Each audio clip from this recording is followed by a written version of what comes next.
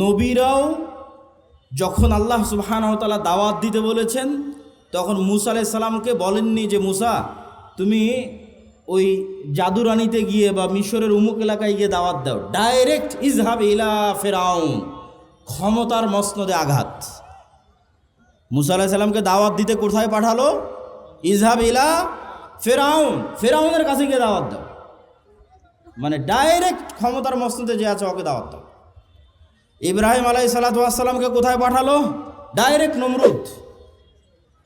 তো নবীরা যারা পৃথিবীতে এসেছেন তারা জয়লাভ করুক অথবা না করুক, তাদের দাওয়াতের যে মানহাজ ছিল, এই দাওয়াতের মানহাজের একটা পার্ট অবশ্যই যারা সমাজের দায়িত্ব পালন করতেছে, যারা রাষ্ট্র এবং দেশ চালাচ্ছে, তাদের কাছে আপনাকে দাওয়াত দিতেই হবে।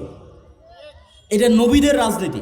এবং এই দাওয়াতটা যদি নিঃস্বার্থ হয়, ওই যে লবিং লিয়াজু, ঠিক আছে, আমার দুনিয়াবি কোনো স্বার্থ, আমাকে এটা দেন আমাকে এটা দেন, এরকম দুনিয়াবি স্বার্থে যদি দাওয়াত হয়, ওই দাওয়াতে কোনোদিন বিপ্লব তৈরি হবে না। ওই দাওয়াতে কোনোদিন কি তৈরি হবে না? বিপ্লব তৈরি হবে না। আজকে যেহেতু প্রশ্ন করেছে এই জন্য বলেই দিচ্ছি, এই যে তারেক রহমান সাহেব এসেছে, ইংল্যান্ডে তার সাথে আমার দেখা হয়েছিল, অন্তত 30 থেকে 40 মিনিট ফেস টু ফেস তার সাথে আমি কথা বলেছি। আমি তার সাথে কথাই শুরু করেছিলাম এটা দিয়ে যে আজকে আমি এখানে আসার আগ পর্যন্ত যতজন আপনার কাছে এসেছে এরা দুনিয়াবি স্বার্থ নিয়ে আসবে, আর আমি আজকে এখান থেকে চলে যাওয়ার পরও হাজারো মানুষ আপনার সাথে দেখা করতে আসবে, দুনিয়ার স্বার্থে আসবে। কারো একটা সিট দরকার, কারো একটা আসন দরকার, কারো একটা পদ দরকার, কত কি দরকার। কিন্তু আমি আব্দুল্লাহ বিন আব্দুর রাজ্জাক এসেছি 4টা কথা বলবো বাংলাদেশের স্বার্থে। যদি করতে পারেন বাংলাদেশের উপকার হবে। এবং এই যে চারটা কথা আমি ওনাকে বলেছিলাম, ওইটার পক্ষেই আমরা ন্যারেটিভ তৈরি করার চেষ্টা করি, যেটাই বাংলাদেশ। ওনাকে বলেছিলাম 1 নাম্বার, মুসলমানেরা যে 190 বছর ব্রিটিশ বিরোধী সংগ্রাম করলে আর স্বীকৃতি কোথায়? 1797 সালের 23শে জুন থেকে 1947-এর 14 বা 15 আগস্ট পর্যন্ত 190 বছর ভারতের মুসলমানেরা ঠিকই, ভারতের হিন্দু এবং মুসলমানেরা সবাই যে ব্রিটিশ বিরোধী আন্দোলন করেছে তার স্বীকৃতি আছে। পাকিস্তানের মুসলমানেরা যে ব্রিটিশ বিরোধী আন্দোলন করেছে তার স্বীকৃতি আছে। তো বাংলাদেশের মুসলমানেরা কি করেনি? তিতুমির কে তাহলে? হাজি শরীয়তুল্লাহ কে তাহলে? এখানে যে ব্রিটিশ বিরোধী 1857-তে যে হাজার হাজার মুসলমান জীবন দিল, তাদের স্বীকৃতি কই? অতএব 1947-এর রাষ্ট্রীয় স্বীকৃতি দিতেই হবে। 1947 নাই মানে এই দেশে মুসলমানদের 190 বছরের ব্রিটিশ বিরোধী আন্দোলনের কোনো স্বীকৃতি নাই। বাংলাদেশ 1971-এ শুরু হয়নি, ওটা ডাহা মিথ্যা কথা। 71 বাংলাদেশের একটা পার্ট, কিন্তু বাংলাদেশের শুরু অনেক আগে। ওর ধারাবাহিকতায় আপনাকে আসতে হবে, তার একটা পার্ট 47। এটা একটা ওনাকে বলেছি। আর একটা ওনাকে বলেছি বাঙালি জাতীয়তাবাদের নামে বাংলাদেশে হিন্দুয়ানি জাতীয়তাবাদ, হিন্দুত্ববাদী জাতীয়তাবাদ এবং হিন্দুয়ানি কৃষ্টি কালচার কলকাতার দাদাবাবুদের বাঙালি জাতীয়তাবাদের নামে ঢুকানো হয়। এই বাঙালি জাতীয়তাবাদের নামে হিন্দুত্ববাদী কৃষ্টি কালচারের মূলোৎপাটন করতে হবে। বাংলাদেশের নিজের সংস্কৃতি কৃষ্টি কালচার প্রমোট করতে হবে, যেটা ওসমান হাদি বলেছে যে কালচারাল ফ্যাসিজমের বিরুদ্ধে আমাদেরকে লড়াই করতে হবে, যে কারণে সে তাকে জীবনও দিয়ে দিতে হলো। 3 নাম্বার বলেছি বাংলাদেশে জাতির পিতা বলে কিছু থাকা যাবে না। আগে যারা ছিল তাদের জাতির পিতা ছিল শেখ মুজিবুর রহমান। আপনারা আসবেন, আপনারা এসে বলবেন জাতির পিতা জিয়াউর রহমান, এটা চলবে না। আপনি এতটুকু করতে পারেন, এই পুরো বাংলাদেশ তৈরিতে যাদের অবদান আছে তাদের সবাইকে সমান একটা মর্যাদার জায়গায় দিতে পারেন। ফাউন্ডার ফাদার্স এরকম একটা মর্যাদার জায়গায় দিতে পারেন, যেখানে শেরে বাংলা একে ফজল হকও থাকবে, হোসেন শহীদ সোহরাওয়ার্দীও থাকবে। এই অঞ্চলের মুসলমানদের যে ধারাবাহিক আন্দোলনের স্বীকৃতি আছে সেটার স্বীকৃতি থাকবে। 4 নাম্বার বলেছি অত্র অঞ্চলে ভারতীয় আধিপত্যের যে হেজিমনি, কালচারাল হেজিমনি, তার যতগুলো চিহ্ন আছে তার মধ্যে একটা বড় চিহ্ন হচ্ছে রবীন্দ্রনাথ ঠাকুরের শিরকি জাতীয় সঙ্গীত। এই জাতীয় সঙ্গীত বাদ দিয়ে দিতে হবে। তো আমরা দাওয়াত দেই, আমরা কথা বলি, দুনিয়াবি কোনো স্বার্থ নয়। আলহামদুলিল্লাহ, আলহামদুলিল্লাহ, দুনিয়াবি কোনো স্বার্থ নয়। এবং বিশ্বাস করি যে বাংলাদেশে একদিন পূর্ণাঙ্গ বিপ্লব করা সম্ভব। আমি পূর্ণাঙ্গ বিপ্লবের স্বপ্ন দেখি চীন মৈত্রী সম্মেলনে যেখানে বাংলাদেশের সকল রাজনৈতিক দলের নেতারা ছিল, ওখানে আমার 7 মিনিটের বক্তব্য শুনে দেখিও আমি পূর্ণাঙ্গ বিপ্লবের ডাক দিয়েছি। তাতে 30 বছর লাগুক, 50 বছর লাগুক, কিন্তু বাংলাদেশে সম্ভব। কেন সম্ভব? যদি সম্ভব না হতো আমি বলতাম না। বাংলাদেশে কয়েকটা কারণে সম্ভব। বাংলাদেশের 90% মানুষের ভাষা বাংলা, বাংলাদেশের 90% মানুষের ধর্ম ইসলাম। যদি এরকম হতো চিটাগাংয়ের ভাষা হিন্দি, রাজশাহীর ভাষা বাংলা, ঠাকুরগাঁয়ের ভাষা পাঞ্জাবি, আর সিলেটের ভাষা হচ্ছে এই কী বলে ওর নাম, আর একটা ভাষা ধরলাম গুজরাতি অথবা ধরলাম বিহারি, তাহলে আমি বলতাম না বাংলাদেশে বিপ্লব সম্ভব নয়। আবার যদি দেখতাম না এখানে অর্ধেক পাঠান বাস করে, অর্ধেক পাঞ্জাবি বাস করে, অর্ধেক অমুক বাস করে না, তাহলে আমি বলতাম এখানে বিপ্লব সম্ভব নয়। আবার যদি দেখতাম এখানে 50% মানুষ হিন্দু, 50% মানুষ এখানে খ্রিস্টান, বিপ্লব সম্ভব নয়। বাংলাদেশে যে কোনো একটা আদর্শের উপর বিপ্লব খুবই সম্ভব, কেননা এখানে 90% মানুষের ভাষা বাংলা, বলে বাংলা, লেখে বাংলা, সংস্কৃতি বাংলা, আবার 90% মানুষই ইসলামে বিশ্বাস করে। ফলত এখানে আলাদা কোনো বিভেদ নাই। এখানে 20% মানুষও যদি তৈরি হয় যারা ঈমান বিল গায়বে ইয়াকিন রাখবে, আজকের যে কথা বলেছি, আজকের যে থিওরি দিয়েছি, এবং সামনে এটার উপর আরও অনেক কাজ এবং গবেষণা এবং লিখিত দ্বিতীয় আর একটা বই আসবে আল্লাহর পথে যাত্রার উপর, আমি ওই পূর্ণাঙ্গ বিপ্লবে বিশ্বাস করি। কারো কাছে কোনো এক রাজনৈতিক দলের কাছে বিক্রি হয়ে গেলাম রাজনীতির কথা বলতে গিয়ে, আলহামদুলিল্লাহ আব্দুর রাজ্জাক বিন ইউসুফের ছেলে ওই জন্য ইনশাআল্লাহ জন্ম হয়নি। আব্দুর রাজ্জাক বিন ইউসুফ ওই বক্তাও নয়, বড় থেকে বড় নেতার ঘরে যখন প্রবেশ করেছে ছবি মূর্তি থেকেছে, যত বড় মন্ত্রী হোক, যত বড় মিনিস্টার হোক, আব্দুর রাজ্জাক বিন ইউসুফ দাঁড়িয়ে বলে যে ছবি মূর্তি সরাতে হবে, না হলে ঢুকবে না। অথচ বহু বক্তা ওই ঘরেই বসে আছে। মানে দুনিয়ার স্বার্থের কাছে বিক্রি হওয়া বক্তা আব্দুর রাজ্জাক বিন ইউসুফ নয়। তো আমিও যদি কোনোদিন মনে করি দুনিয়ার স্বার্থের কাছে বিক্রি হয়ে যাচ্ছি, তো বক্তব্য দেওয়াই বন্ধ করে দেবো, দাওয়াত দেওয়াই বন্ধ করে দেবো। কিন্তু আব্দুর রাজ্জাক বিন ইউসুফ যে আমানতের, ন্যায়পরায়ণতার এবং যে বিশ্বাসের একটা মানদণ্ড নির্ধারণ করে গেছে, ওইটার সাথে ইনশাল্লাহ খেয়ানত করব না।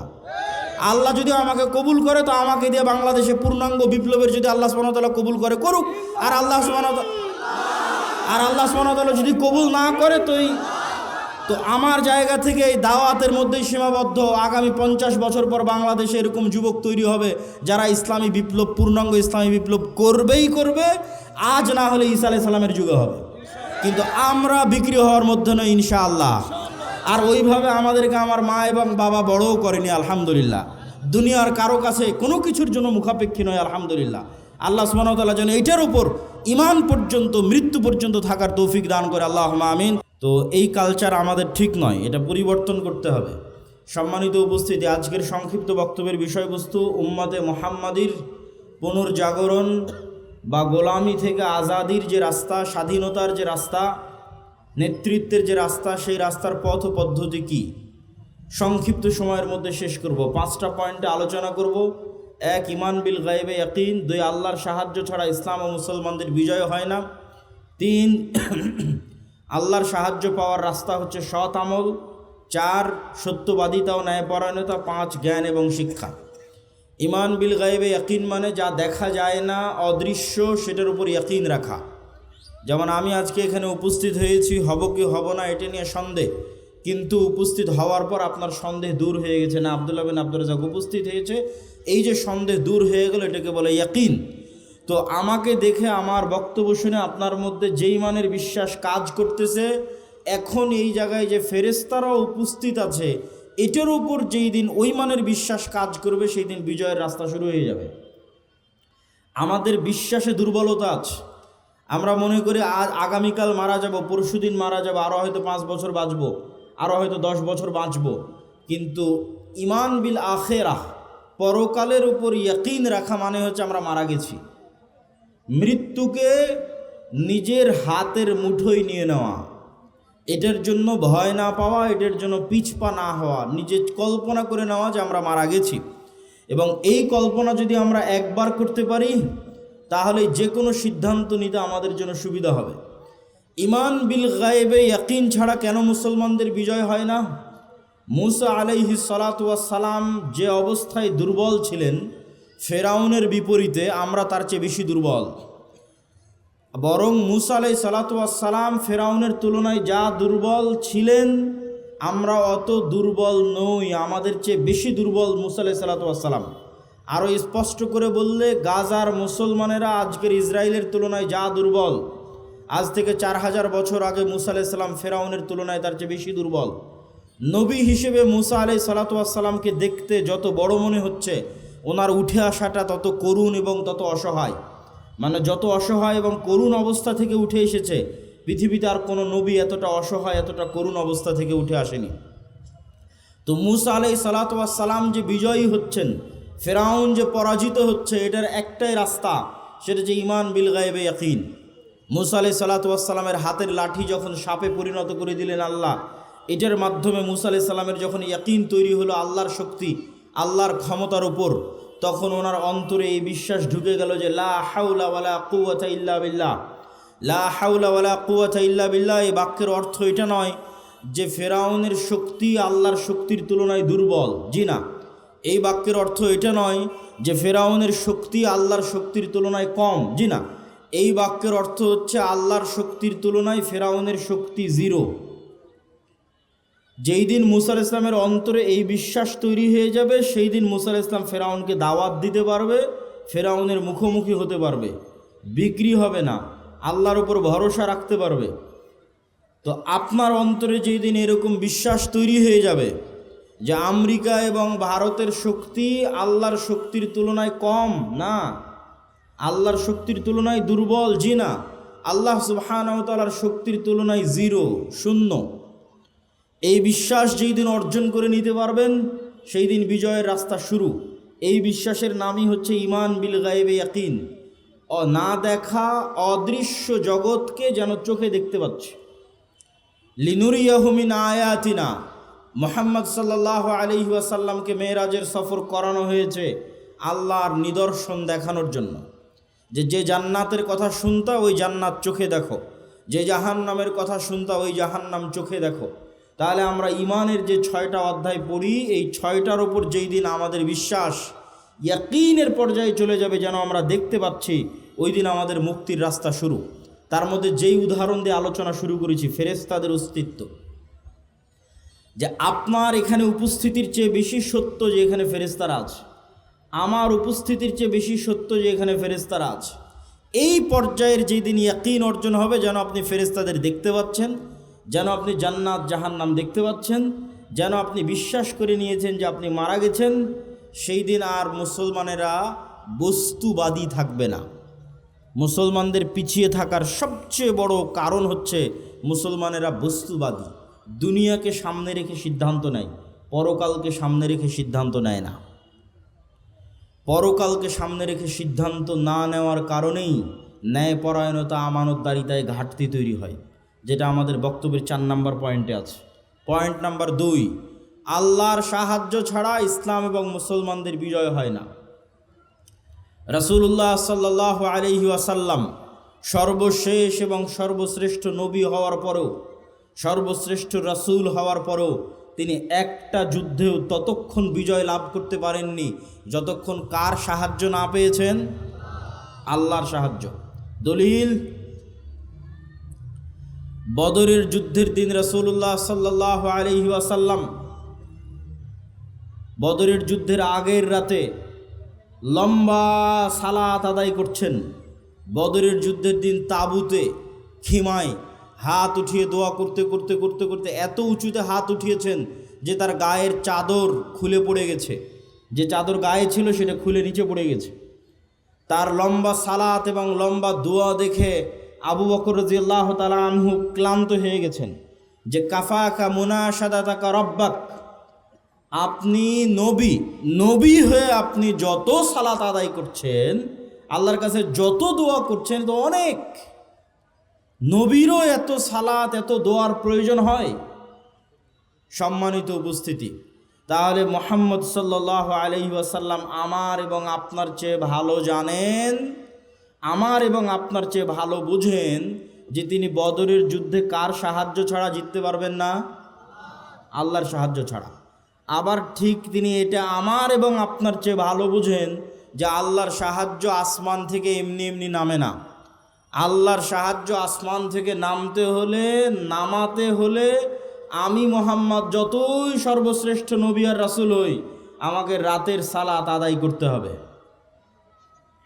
তাহলে মুহাম্মদ সাল্লাল্লাহু আলাইহি ওয়াসাল্লাম সর্বশ্রেষ্ঠ রাসূল হওয়ার পরেও আল্লাহর সাহায্য নিবেন, এই জন্য উনি রাতে সালাত আদায়ের মুখাপেক্ষী। আর আমরা মুসলমানেরা, জাদুরানির মুসলমানেরা, ঠাকুরগাঁওয়ের মুসলমানেরা ইসলাম কায়েম করে ফেলে দিব 5 ওয়াক্ত সালাত আদায় না করেই, তাকবীর দিয়ে, মিছিল মিটিং দিয়ে আর সম্মেলন দিয়ে। জি না, নবীরা যেই রাস্তায় গেছে ওটাই রাস্তা, নবীদের রাস্তায় রাস্তা, ওটা গায়েবে নির্ধারিত রোড ম্যাপ। সালাত পৃথিবীর সর্বশ্রেষ্ঠ টেকনোলজি, যা আসমান থেকে আল্লাহর সাহায্য পৃথিবীতে নেমে আনতে পারে, টেনে নিচে নামিয়ে আনতে পারে। টেকনোলজি বললাম বুঝার সুবিধার্থে, এবং টেকনোলজি বলে একটা উদাহরণও দিই যাতে আপনার বুঝতে সুবিধা হয়। এই যে মোবাইল, এই মোবাইল লক হয়ে আছে, এটা আনলক হবে, এখানে একটা পাসওয়ার্ড দেওয়া আছে, ওই পাসওয়ার্ড বসালে, অথবা ফিঙ্গারপ্রিন্ট দেওয়া আছে, ফিঙ্গারপ্রিন্টের সাথে মিললে, অথবা ফেস ভেরিফিকেশন যদি করানো থাকে, ডানে বামে আমার চেহারা যদি চিনে থাকে, তাহলে ফেস ভেরিফিকেশন দিয়ে মোবাইল খুলবে। এখন মনে করেন আমরা একটা বিশাল বন্ধ দরজার সামনে দাঁড়িয়ে আছি, দরজা বন্ধ, দরজাটা এত অত্যাধুনিক প্রযুক্তির লক সিস্টেমে লক করা আছে, এত কঠিন এবং শক্ত পাসওয়ার্ড দেওয়া আছে যে 3টে জিনিস না হলে দরজাটা খুলবে না। দরজার পাসওয়ার্ডই এই 3টে জিনিসের সমন্বিত রূপ। 1, ওই দরজার সামনে নির্ধারিত সময়ে এসে দাঁড়াতে হবে, এমনি এক সময়ে এসে পাসওয়ার্ড চাপ দিলাম হবে না, নির্ধারিত যে টাইম ফ্রেম দেওয়া আছে ওই টাইম ফ্রেমে ওই দরজার সামনে আসতে হবে। আসলাম, এসে ওই দরজাতে যেই পিকচার, যেই ছবি, যেই চিত্র ইনস্টল করা আছে, আমাকেও হুবহু ওই চিত্র, ওই ছবি ধারণ করতে হবে। তাহলে একটা নির্ধারিত টাইমে উপস্থিত হলাম, নির্ধারিত চিত্র, ওই যে আমার ফেস ভেরিফিকেশন, ফিঙ্গারপ্রিন্ট, ওই নির্ধারিত চিত্রটা সেখানে আমি দিলাম। সেম টাইমে আমার মুখ থেকে একটা সেম সাউন্ড বের হতে হবে, যেই সাউন্ড ওই দরজা বুঝে, যে এই সাউন্ড যদি এই চিত্রের সাথে কানেক্ট হয় আর টাইম যদি কানেক্ট হয়, তাহলে কি উদাহরণ বুঝেন? নির্ধারিত সময়ে দরজার সামনে উপস্থিত হয়েছে, উপস্থিত হয়ে এইভাবে দাঁড়াচ্ছে, এই চিত্রটা আছে ওখানে দেওয়া। তারপরে রুকুতে গেলাম, রুকুর চিত্রটা ওখানে দেওয়া আছে, ইনস্টল করা আছে আগে থেকে। সিজদায় গেলাম, সিজদার পিকচারটা আগে থেকে ওখানে দেওয়া আছে। ও আচ্ছা, এর সিজদার পিকচার ওই দেওয়া পিকচারের সাথে মিলতেছে। এবার সাউন্ড মিলতেছে কিনা দেখো। হ্যাঁ, সাউন্ডে কি উচ্চারণ করতেছে? সুবহান রাব্বিয়াল আলা, সুবহান রাব্বিয়াল আজিম। যখন দাঁড়িয়েছিল তখন কি উচ্চারণ করতেছে? আলহামদুলিল্লাহি রাব্বিল আলামিন। তাহলে নির্ধারিত সময়ে এসেছে, নির্ধারিত পিকচার গেছে, নির্ধারিত সাউন্ড গেছে, পাসওয়ার্ড মিলে গেছে, দরজা খুলে গেছে। বলেন আল্লাহু আকবার। সালাত এর চাইতে উন্নত প্রযুক্তি। আমি বুঝানোর সুবিধার্থে বললাম, পৃথিবীতে কেউ আল্লাহ সুবহানাহু ওয়া তাআলার সাহায্য পেতে চায়, তাহলে তার জন্য সর্বশ্রেষ্ঠ মাধ্যম কি বলেন তো? সালাত। রাসূল সাল্লাল্লাহু আলাইহি ওয়াসাল্লামের জীবন পরিপূর্ণ হয়ে আছে, নবীদের জীবন পরিপূর্ণ হয়ে আছে বিপদে উদ্ধার হওয়ার জন্য সালাত। সূর্যগ্রহণের সালাত, চন্দ্রগ্রহণের সালাত, বৃষ্টি হয় না সালাত, মৃত ব্যক্তি মারা গেছে তার জন্য সালাত, যুদ্ধের মাঠেও সালাত। যুদ্ধের মাঠে দুনিয়ার যুক্তিতে তো সবাই মিলে যুদ্ধ করলে ভালো হয়, তো আল্লাহ নবী বলছে না, অর্ধেক যুদ্ধ করো, সালাতের সময় হয়ে গেছে, বাকি অর্ধেক সালাত আদায় করো। কেননা এই যুদ্ধে কার সাহায্য ছাড়া জিততে পারবে না? আর আল্লাহর সাহায্য কোন টেকনোলজির মাধ্যমে পৃথিবীতে নেমে আসে? সালাত দিয়ে। অতএব মুসলমানেরা, তোমাদের বিজয় সম্ভব নয় সালাত ছাড়া। 5 ওয়াক্ত সালাত যা আদায় করে না, ওর সাথে আল্লাহর কোনো সম্পর্ক নাই, ওকে আল্লাহ গণায় ধরে না, কাউন্টে আসে না, গন্তির মধ্যে পড়ে না। তাহলে 5 ওয়াক্ত সালাতবিহীন কোটি কোটি মানুষও যদি ভোট দিয়ে দেয়, মানুষ ক্ষমতায় যেতে পারে, ইসলাম যাবে না, ইসলাম বিজয় হবে না। ইসলাম বিজয় হওয়ার জন্য রুট লেভেল থেকে শুরু করতে হবে। 5 ওয়াক্ত সালাত তার মধ্যে 1 নাম্বার জরুরি। 5 ওয়াক্ত সালাত দিয়ে আসমান থেকে আল্লাহর সাহায্য নেমে আসে। আল্লাহর সাহায্য আসমান থেকে নেমে আসে আর একটা বড় ইবাদত, তার নাম জিকির, সকাল সন্ধ্যার জিকির। সকাল সন্ধ্যার জিকির দিয়ে আল্লাহ সুবহানাহু ওয়া তাআলার সাহায্য পৃথিবীতে নেমে আসে, অথবা শুধু জিকির দিয়ে। এই জিকিরও এক প্রকার টেকনোলজি, বোঝানোর সুবিধার্থে বলতেছি, যাতে আপনি জিকির করতে উদ্বুদ্ধ হন, যাতে আপনার জিকির করতে ভালো লাগে, এই জন্য বুঝাচ্ছি। এই যে আজকে আমার সামনে ক্যামেরা আছে, মোবাইল আছে, এগুলো সব লাইটের ওয়েভ, আলোর যে তরঙ্গ আছে ওইটার উপর আধুনিক সভ্যতা দাঁড়িয়ে আছে। আমি মোবাইলে কথা বলছি, আমার কথা আমেরিকা চলে যাচ্ছে লাইভ দিয়ে, এখন মানুষ আমেরিকায় বসে শুনতেছে, মেসেজ দিচ্ছি, ইন্টারনেট চালাচ্ছি। এই পুরো সভ্যতাটা দাঁড়িয়ে আছে আলোর ওয়েভ তরঙ্গের উপর। আর আরেকটা টেকনোলজি যেটা পৃথিবীর কোনো বিজ্ঞানীর কাছে নাই, সেটার নাম সাউন্ড টেকনোলজি। এই টেকনোলজির কিছু জ্ঞান আল্লাহ সুবহানাহু ওয়া তাআলা সুলাইমান আলাইহিস সালাতু ওয়াস সালামকে দিয়েছিলেন। পৃথিবীর কোনো টেকনোলজি দিয়ে রানী বিলকিসের সিংহাসন চোখের পলক ফেলার আগে সুলাইমানের দরবারে উপস্থিত হয়ে যাবে, এরকম কোনো টেকনোলজি পৃথিবীতে নাই। এখনকার বিজ্ঞানীরা আবিষ্কার করতে পারেনি। হ্যাঁ, পৃথিবীর সবচেয়ে শক্তিশালী টেকনোলজির নাম সাউন্ড টেকনোলজি, যেটা পৃথিবীর কোনো বিজ্ঞানীর কাছে নাই। এটার কিছু জ্ঞান আল্লাহ সুলাইমান আলাইহিস সালামকে দিয়েছিলেন। সেটা কি? গায়েবের একটা নিউজ সংবাদ আপনাদের দিই, যেটা আল্লাহ কোরআনে দিয়েছে।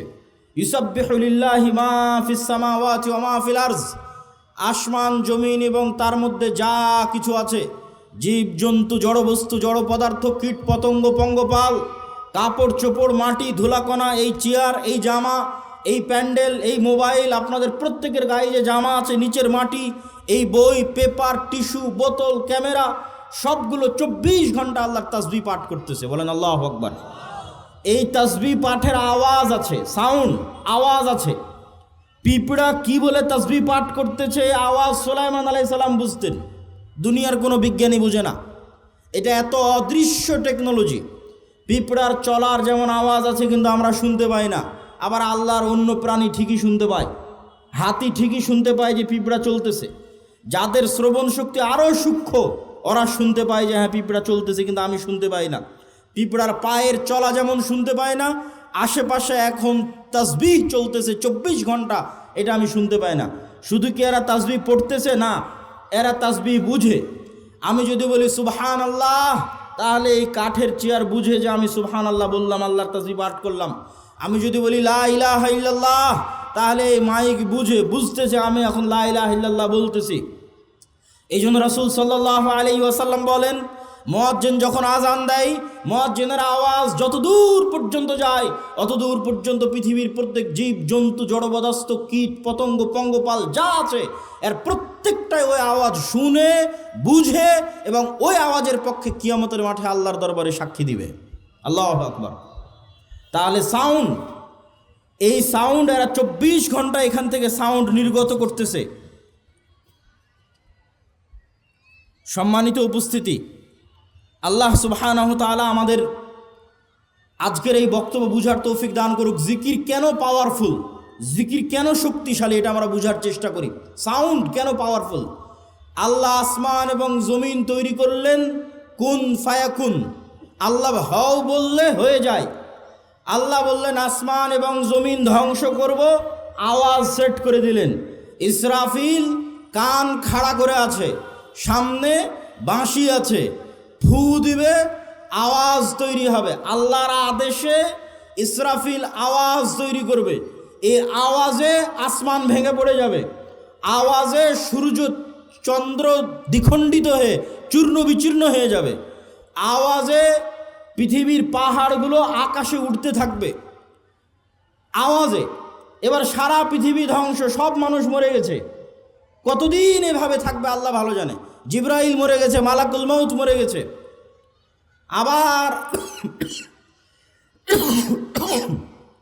আবার আর একটা আওয়াজ হবে, সেই আওয়াজে পৃথিবীর সব মানুষ জীবিত হয়ে উঠবে। আওয়াজ কত পাওয়ারফুল হতে পারে যে আওয়াজে সব ধ্বংস হয়ে গেল, আবার আওয়াজে সব জীবিত হয়ে উঠতেছে। আওয়াজ এত পাওয়ারফুল।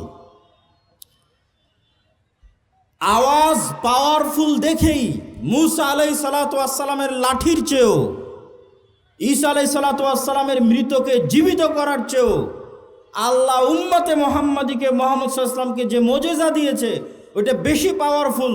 কেননা মুহাম্মদ সাল্লাল্লাহু আলাইহি সাল্লামকে যে মুজিজা দেওয়া হয়েছে কোরআন, এই কোরআন সরাসরি আল্লাহর আওয়াজ, সাউন্ড, আল্লাহর শব্দ, আল্লাহর বাক্য। বলেন আল্লাহু আকবার। এই জন্য কোরআন সর্বশ্রেষ্ঠ জিকির, জিকির সবচেয়ে পাওয়ারফুল। পৃথিবীর এমন কোনো অসম্ভব নয় যে অসম্ভবকে সম্ভব করা সম্ভব নয় জিকির দিয়ে। আল্লাহ সুবহানাহু ওয়া তাআলা মুসা আলাইহিস সালামকে যখন দায়িত্ব দিলেন ফেরাউনের কাছে যাওয়ার জন্য, লাঠি দিলেন, বগলের নিচে হাত দিয়ে বের করলেন, হাত জলজল করলো। আল্লাহ মুসাকে বললেন, তোমার মুখের তোতলা ছিল ভালো করে দিলাম, তবে হ্যাঁ, ওয়ালা তানিয়া ফি যিকরি, আমাকে যদি স্মরণ করতে ভুলে যাও একটাও কাজ করবে না। কল্পনা করেন, ঘটেনি, কল্পনা করেন মুসা আলাইহিস সালাম আজ 1 সপ্তাহ থেকে সালাত আদায় করে না, 1 সপ্তাহ থেকে মুসা আলাইহিস সালাম আর আল্লাহর জিকির করে না। কল্পনা করেন। এখন 7 দিনের দিন মুসা আলাইহিস সালাম 1 সপ্তাহ থেকে সালাত আদায় না করে, জিকির না করে, এখন লাঠি ছাড়ে, লাঠি আর সাফ হয় না। লাঠি সমুদ্রে মারে আর রাস্তা তৈরি হয় না।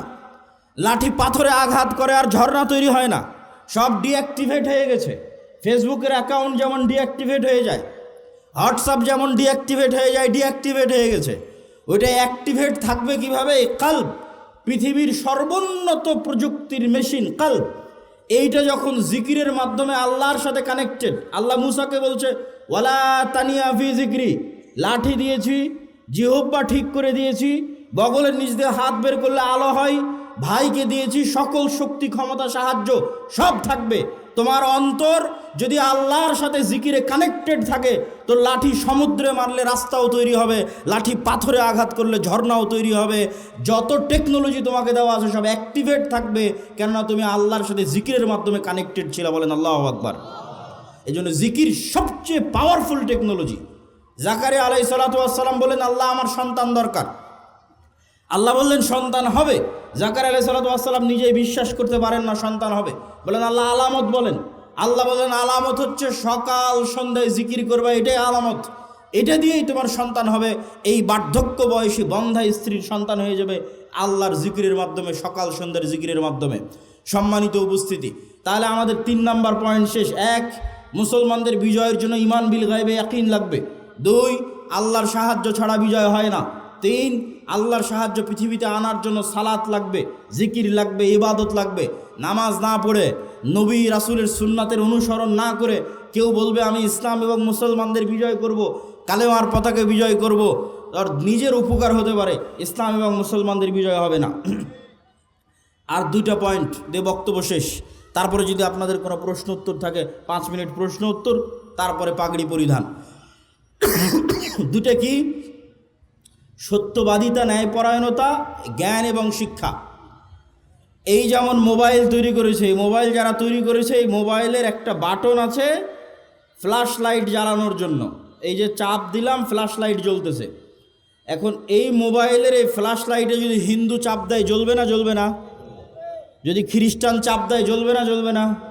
মুসলমান চাপ দিলে না, ওকে বলা আছে যে হিন্দু চাপ দিলে জ্বলবি না, মুসলমান চাপ দিলে জ্বলবি, বা মুসলমান চাপ দিলে জ্বলবি না, হিন্দু চাপ দিলে জ্বলবি না। আল্লাহ নিজে এই পৃথিবীকে একটা ফাংশনের উপর ডেভেলপ করেছে। এই পৃথিবীতে আল্লাহর কিছু মূলনীতি আছে। যেমন আল্লাহ পৃথিবীতে আগুন তৈরি করেছে জ্বালানোর জন্য। আল্লাহ পৃথিবীতে ছুরি, লোহা ধার দিলে মানুষকে কাটবে। এখন লোহা, ছুরি ধার দিয়ে তরবারি বানিয়ে যদি আল্লাহর নবীর চাচা হামজার গলাতেও চালানো হয় তো ছুরি বলবে না যে না এটা তো হামজার গলা, চলবো না। চলে গেছে, হামজা মরে গেছে, শহীদ হয়ে গেছে। বদরে, উহুদে, খন্দকে অসংখ্য সাহাবী শহীদ হয়েছে। তো কই ছুরি তো থামেনি যে না এটা অমুকের গলা, চলবো না। যে না, আল্লাহ যেটার উপর পৃথিবীকে যেই কাজের জন্য সৃষ্টি করেছে, যেই সিস্টেমের উপর ডেভেলপ করেছে, ওটা এখন যে ব্যবহার করবে অরটাই কাজ করবে। ব্যবহার করুক এখন কাফের, মুশরিক, মুনাফিক, আর ব্যবহার করুক মুসলমান, মুত্তাকি, আল্লাহওয়ালা, সেটা দেখার বিষয় না। হ্যাঁ, আল্লাহ নিজের নিয়ম ভাঙ্গেন, নিজের তৈরি করা নিয়ম ভাঙ্গেন। যেমন আগুনকে তৈরি করা হয়েছে জ্বালানোর জন্য, তো ইব্রাহিমকে জ্বালায়নি, কিন্তু ওই আগুনই আবার ঠিকই সূরা বুরুজে আসহাবুল উখদুদ পুরো একটা জাতিকে, মনে করেন পুরো জাদুরানির সব মানুষকে জ্বালিয়ে দিয়েছে। সবাই মুমিন, আল্লাহ নিজে বলছে সব জ্বলে মরে গেছে, থামায়নি। সম্মানিত উপস্থিতি, তাহলে আল্লাহ এই পৃথিবীকে ডেভেলপ করেছে 2টা ফাংশন দিয়ে নেতা হওয়া যায়।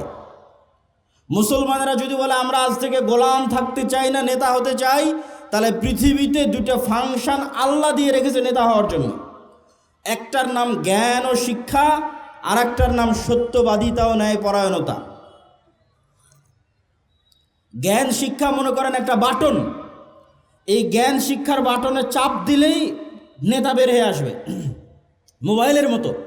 এখন জ্ঞান শিক্ষার বাটনে যদি ইউরোপ আমেরিকার ইহুদি খ্রিস্টান জ্ঞান অর্জন করে, আর জাদুরানির যুবক যদি বলে আমি free fire, PUBG, BPL, IPL, জুয়া, অনলাইন বেটিং, নেশা, বিড়ি, সিগারেট এগুলো নিয়ে ব্যস্ত থাকবো, তাহলে আল্লাহ বলবে না যে এই জ্ঞান শিক্ষা ইহুদি খ্রিস্টানরা অর্জন করছে, ওকে নেতা বানাবো না। আমার জাদুরানির একটা জুয়াখোর, নেশাখোর মুসলমান আছে, ওকে নেতা বানাবো। আল্লাহ এটা করবে নাকি? আপনাদের কি মনে হয় আল্লাহ এটা করবে? জি না। ফাংশন যে ইউজ করবে তার জন্যই কাজ করবে। অতএব তোমরা যদি বলো আমাদের নেতা হতে হবে, আজাদি থেকে গোলামি থেকে মুক্তি দরকার, আজাদ হতে হবে, জ্ঞান অর্জন ছাড়া পৃথিবীতে আর দ্বিতীয় কোনো রাস্তা নাই। নেশা এবং জুয়া দিয়ে মানুষকে গোলাম বানানো যায়। যদি পুরো একটা সমাজকে নেশাগ্রস্ত, জুয়াগ্রস্তে আসক্ত করে দেওয়া যায়, বিশেষ করে ইয়াং জেনারেশনকে, এরা জ্ঞানও অর্জন করবে না, প্রশ্নও করবে না। শরীফ ওসমান হাদি যদি জুয়াগ্রস্ত, নেশাগ্রস্ত হতো, আয়সা জ্ঞানও অর্জন করতো না, প্রশ্নও করতো না, তাহলে নিশ্চিন্তে রাজত্ব ঠিক থাকতো। 2 নাম্বার কি? ন্যায়পরায়ণতা এবং সত্যবাদিতা দিয়ে নেতা তৈরি হয়। মিথ্যা, ধোঁকা, দুর্নীতি, গোলামির চিহ্ন। মুসলমানদের ওপর গণতান্ত্রিক সিস্টেম এবং সুদ, এই দুটো চাপিয়ে দেওয়া আছে গোলাম তৈরি করার জন্য। গোলাম তৈরির কারখানা কিভাবে তৈরি হবে? গণতান্ত্রিক রাজনীতির কৃষ্টি কালচার এত নিকৃষ্ট, এক দলের সাথে আর এক দলের জোটের আসন ভাগাভাগি তো বহু পরে। এক আসনের একই দলের 5 জন মনোনয়ন প্রার্থী যদি লবিং না করে, যদি লিয়াজু না করে, যদি টাকা পয়সার লেনদেন না করে, যদি মিথ্যা বলে আর একজনকে নিচে তার দুর্নাম করে নিচে নামাতে না পারে, যদি ধোঁকাবাজির অভিনয়ের গেম না খেলে, ও জীবনে কোনোদিন মনোনয়ন নিয়ে আসতে পারবে না। তাহলে মনোনয়ন নিয়ে আসার জন্য প্রত্যেক যেই রাস্তার মধ্যে দিয়ে ওই যাচ্ছে, ওই রাস্তাটা হচ্ছে ধোঁকা, দুর্নীতি, 2 নম্বরই রাস্তা। প্রতি মুহূর্তে নিজের আত্মমর্যাদা বিক্রি করে ওই রাস্তায় চলতেছে। তাহলে এই রাস্তায় গিয়ে যদি 300 জন এমপিও নির্বাচিত হয়ে আসে এবং আপনাদের দৃষ্টিতে এই 300 জন নেতা হিসেবে গণ্য হয়, আল্লাহর কসম করে বলছি, আল্লাহর দৃষ্টিতে এই 300 জন গোলাম। কেননা যে কালচারের মধ্যে দিয়ে উঠে এসেছে, এটা গোলাম তৈরির কারখানা। ওকে যে এই কালচারের মধ্যে দিয়ে উঠে এসেছে, ওকে টাকা দিয়ে ভারতও কিনে নিতে পারবে, ওকে টাকা দিয়ে আমেরিকাও কিনে নিতে পারবে। আর যখনই সত্যবাদী ন্যায়পরায়ণ হবে, লবিং লিয়াজু নয়, জ্ঞান অর্জন করেছে, জ্ঞানকে বিক্রি করবে না, শতভাগ সত্য বলবে, শতভাগ ন্যায় প্রতিষ্ঠা করবে, এরকম একটা নেতাও যদি বের হয়ে আসে, তাহলে ওকে ওই যে ওসমান হাদির মতো গুলি করে উড়িয়ে দিবে। এই নেতাকে ভয় পায় পৃথিবী, ভয় পায় দুনিয়া, ভয় পায়। তবে ওই নেতা হওয়া যাবে। 2টা শর্ত দিয়েছি, জ্ঞান অর্জন করতে হবে প্রচুর, এবং এই জ্ঞানকে বিক্রি করা যাবে না, শতভাগ আমানতদার, শতভাগ ন্যায়পরায়ণ হতে হবে। ন্যায় প্রতিষ্ঠা করাই 80% ইসলাম প্রতিষ্ঠা করা। ন্যায় প্রতিষ্ঠা করাই 80% ইসলাম প্রতিষ্ঠা করা। সালাতও ইসলাম, হজও ইসলাম, পর্দাও ইসলাম, অবশ্যই জরুরি।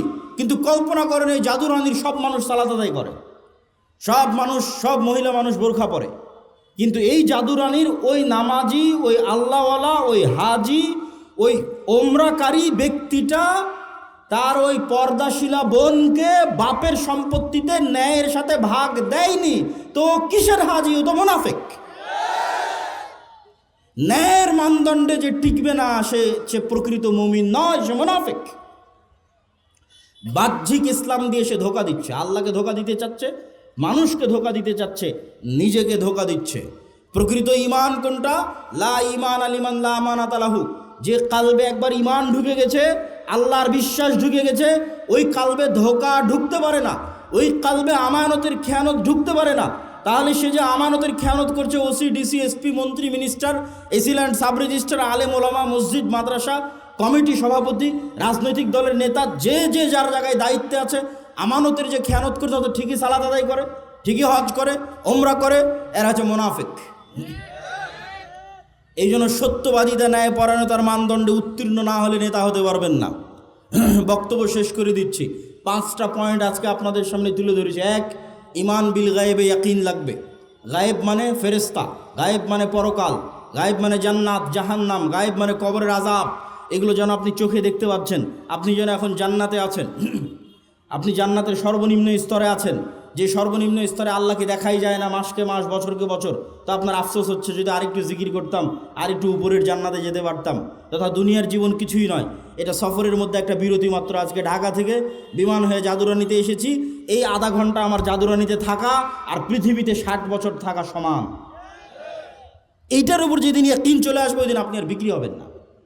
ওই যে সত্যবাদিতা ন্যায়পরায়ণতা লাস্টে দিয়েছি, ওইটা আপনার অর্জন করা সহজ হয়ে যাবে যদি ইমান বিল গায়বে ইয়াকিন থাকে। এটার উপর বিস্তর আজকের বক্তব্যের উপর প্রত্যেক পয়েন্টের উপর 1-2 ঘন্টা করে বক্তব্য দেওয়া যাবে, যার বিস্তারিত আলোচনা আমার লেখা আল্লাহর পথে যাত্রা এই বইয়ের উপর আছে।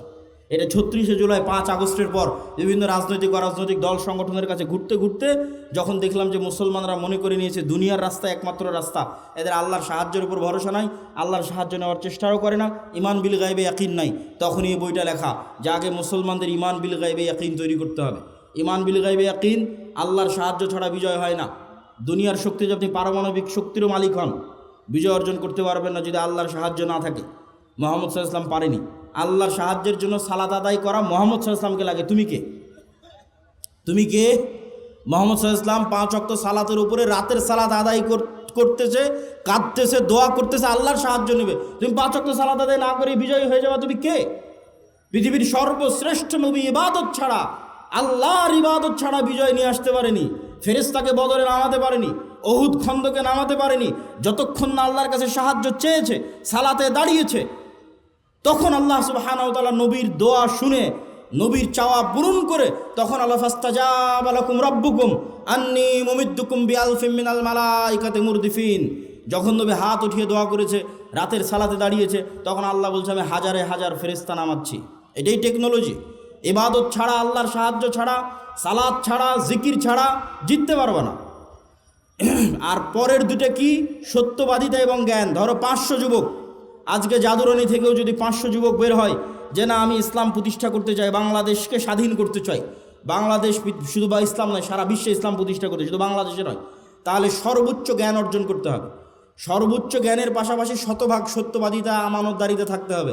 নাহলে তুমি লন্ডন থেকে ডক্টরেট ডিগ্রি নিয়ে এসেও যেই কোম্পানি তোমাকে টাকা দিবে ওই কোম্পানির তুমি ওষুধ লিখবা, মানে বিক্রি হয়ে গেছো। তাহলে সর্বোচ্চ জ্ঞান, সর্বোচ্চ সত্যবাদিতা, ন্যায়পরায়ণতা, এই দুটো যখন এক হয়ে যাবে, তখন পৃথিবী তোমাকে হুমকি মনে করবে, বাংলাদেশের রাজনৈতিক দলগুলো তোমাকে হুমকি মনে করবে, ভারত আমেরিকা তোমাকে হুমকি মনে করবে, তখন তোমাকে ধ্বংস করে দিতে চাইবে, হত্যা করতে চাইবে ওসমান হাদির মতো। তখন বাঁচবা কীভাবে? তখন আগের 3টা লাগবে, ইমান বিল গায়বে ইয়াকিন লাগবে, সকাল সন্ধ্যার জিকির লাগবে, রাতের সালাত লাগবে। তাহলে আল্লাহ স্পেশাল ফেরেশতার ফোর্স দিবে তোমার সাথে, তোমাকে রক্ষা করার জন্য। বলেন আল্লাহু আকবার। আল্লাহর সাহায্য লাগবে। এবার যখন আল্লাহ তোমাকে সাহায্য করে দিয়েছে, তখন কিসের আমেরিকা, কিসের ভারত, কিসের রাজনৈতিক দল, পৃথিবীর এমন কোনো শক্তি নাই যে তোমার বিজয় থামাতে পারে, বিজয় ঠেকাতে পারে। বলো ইনশাআল্লাহ। অতএব যুবকেরা, তোমরা প্রস্তুত তো জ্ঞান অর্জন করতে, সালাত আদায় করতে, শিখতে প্রস্তুত তো? আল্লাহ সুবহানাহু ওয়া তাআলা তোমাদের কবুল করুক। এই বলে আমার আজকের সংক্ষিপ্ত বক্তব্য এখানেই শেষ করছি। আসসালামু আলাইকুম ওয়া রাহমাতুল্লাহি ওয়া বারাকাতুহু। কিছু প্রশ্ন আছে, 5 মিনিট।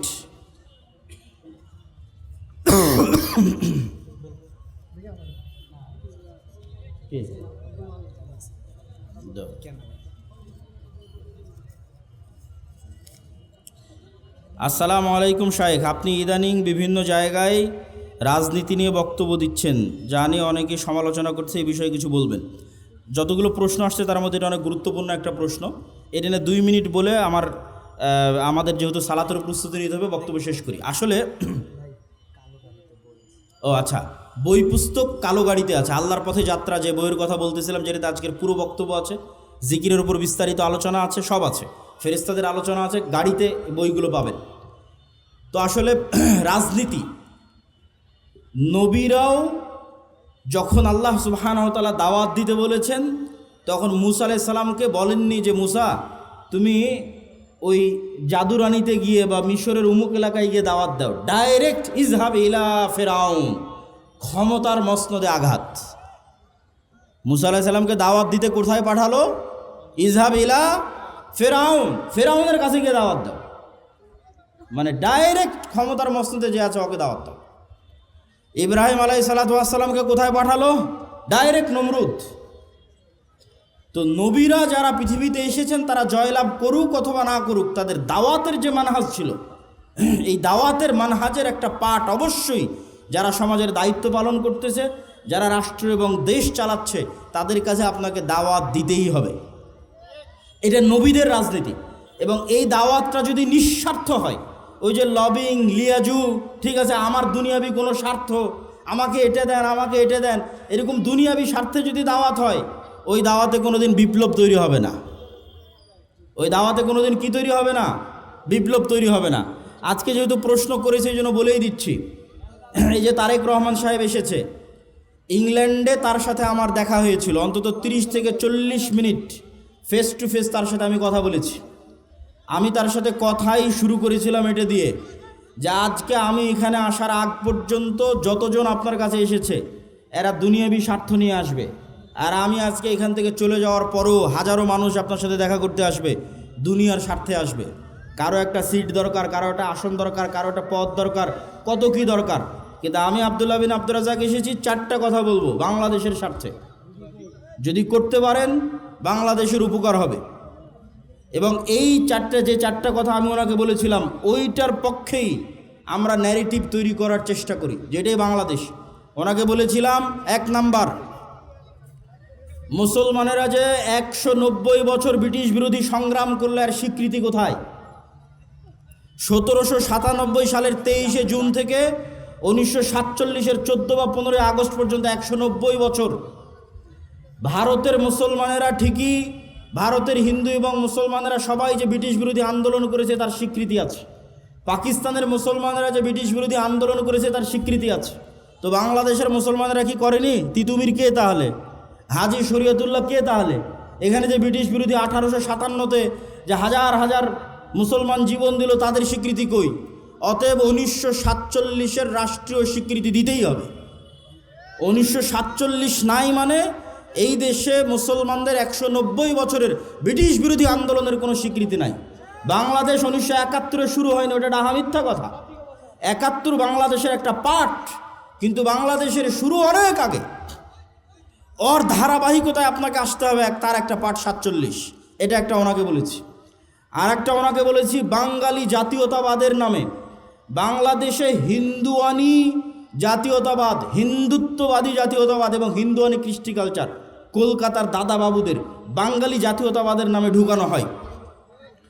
এই বাঙালি জাতীয়তাবাদের নামে হিন্দুত্ববাদী কৃষ্টি কালচারের মূলোৎপাটন করতে হবে। বাংলাদেশের নিজের সংস্কৃতি কৃষ্টি কালচার প্রমোট করতে হবে, যেটা ওসমান হাদি বলেছে যে কালচারাল ফ্যাসিজমের বিরুদ্ধে আমাদেরকে লড়াই করতে হবে, যে কারণে সে তাকে জীবনও দিয়ে দিতে হলো। 3 নাম্বার বলেছি বাংলাদেশে জাতির পিতা বলে কিছু থাকা যাবে না। আগে যারা ছিল তাদের জাতির পিতা ছিল শেখ মুজিবুর রহমান। আপনারা আসবেন, আপনারা এসে বলবেন জাতির পিতা জিয়াউর রহমান, এটা চলবে না। আপনি এতটুকু করতে পারেন, এই পুরো বাংলাদেশ তৈরিতে যাদের অবদান আছে তাদের সবাইকে সমান একটা মর্যাদার জায়গায় দিতে পারেন। ফাউন্ডার ফাদার্স এরকম একটা মর্যাদার জায়গায় দিতে পারেন, যেখানে শেরে বাংলা একে ফজলুল হকও থাকবে, হোসেন শহীদ সোহরাওয়ার্দীও থাকবে। এই অঞ্চলের মুসলমানদের যে ধারাবাহিক আন্দোলনের স্বীকৃতি আছে সেটার স্বীকৃতি থাকবে। 4 নাম্বার বলেছি অত্র অঞ্চলে ভারতীয় আধিপত্যের যে হেজিমনি, কালচারাল হেজিমনি, তার যতগুলো চিহ্ন আছে তার মধ্যে একটা বড় চিহ্ন হচ্ছে রবীন্দ্রনাথ ঠাকুরের শিরকি জাতীয় সঙ্গীত। এই জাতীয় সঙ্গীত বাদ দিয়ে দিতে হবে।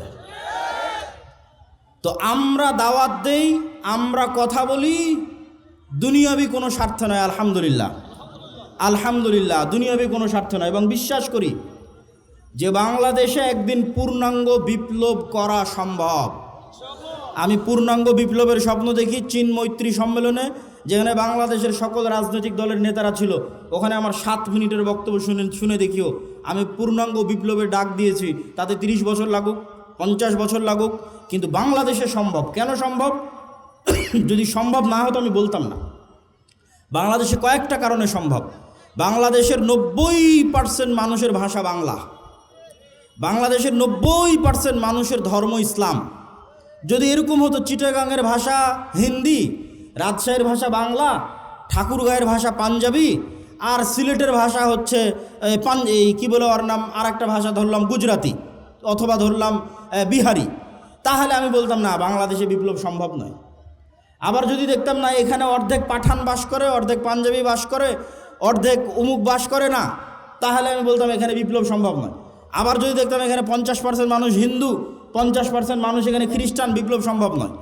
বাংলাদেশে যে কোনো একটা আদর্শের উপর বিপ্লব খুবই সম্ভব, কেননা এখানে 90% মানুষের ভাষা বাংলা, বলে বাংলা, লেখে বাংলা, সংস্কৃতি বাংলা, আবার 90% মানুষই ইসলামে বিশ্বাস করে।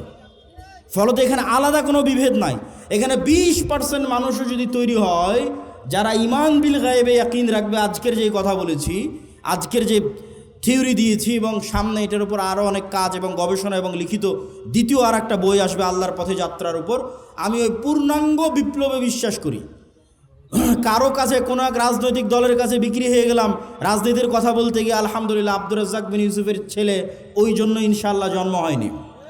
আব্দুর রাজ্জাক বিন ইউসুফ ওই বক্তাও নয়, বড় থেকে বড় নেতার ঘরে যখন প্রবেশ করেছে ছবি মূর্তি থেকেছে, যত বড় মন্ত্রী হোক, যত বড় মিনিস্টার হোক, আব্দুর রাজ্জাক বিন ইউসুফ দাঁড়িয়ে বলেছে ছবি মূর্তি সরাতে হবে, না হলে ঢুকবে না। অথচ বহু বক্তা ওই ঘরেই বসে আছে।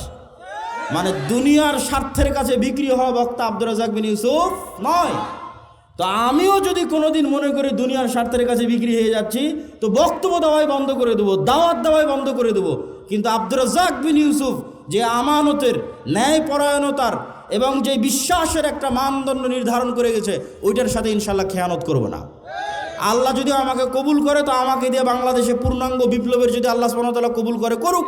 আর আল্লাহ সুবহানাহু ওয়া তাআলা যদি কবুল না করে, তো আমার জায়গা থেকে এই দাওয়াতের মধ্যেই সীমাবদ্ধ। আগামী 50 বছর পর বাংলাদেশে এরকম যুবক তৈরি হবে যারা ইসলামী বিপ্লব, পূর্ণাঙ্গ ইসলামী বিপ্লব করবেই করবে, আজ না হলে ঈসা আলাইহিস সালামের যুগে হবে। কিন্তু আমরা বিক্রি হওয়ার মধ্যে নই ইনশাআল্লাহ। আর ওইভাবে আমাদেরকে আমার মা এবং বাবা বড়ও করেনি, আলহামদুলিল্লাহ। দুনিয়ার কারো কাছে কোনো কিছুর জন্য মুখাপেক্ষী নয়, আলহামদুলিল্লাহ। আল্লাহ সুবহানাহু ওয়া তাআলা যেন এইটার উপর ঈমান পর্যন্ত, মৃত্যু পর্যন্ত থাকার তৌফিক দান করে, আল্লাহুম্মা আমিন। আসসালামু আলাইকুম ওয়া রাহমাতুল্লাহি ওয়া বারাকাতুহু।